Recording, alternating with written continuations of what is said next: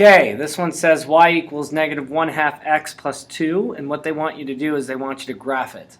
So what we're going to have to do is we're going to have to make our little plot thing. Put x on one side, y on the other.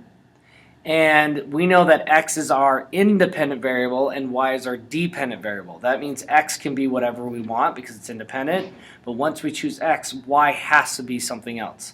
Now, since I can choose whatever I want, I'm going to choose easy things for x. In other words, since we're going to be multiplying by 1/2, I'm going to pick all my x's to be divisible by 2. So I'm going to pick -4, -2, 0, 2, and 4. So if I plug -4 into there, we get -1/2 multiplied by -4, and then we're going to add 2, which ends up giving me -1/2 times -4, as we know, is going to be 4 divided by 2, which is 2 plus 2, which is 4. Now for my next one, I can do the exact same thing, but this time I'm going to put in a -2. 1/2 of 2 is going to be 1, and negative is positive, so it's going to be 1 plus 2, which is going to be 3. Do it again, but this time with 0. If I put a 0 in there, 1/2 of 0 is 0, plus 2 is 2.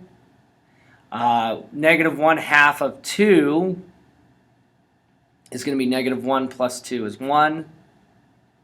And if you stick in a 4, -1/2 of 4 is -2. -2 plus 2 is 0.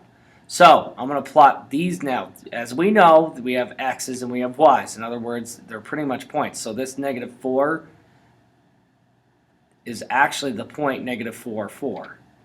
So I can plot that on my thing. So -4, 1, 2, 3, 4. I'm going to plot a point right there.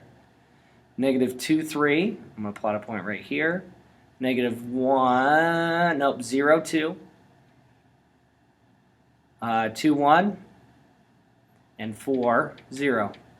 Now, what we can do is we just connect those guys. And it looks like we had enough points to really see that it really is a line.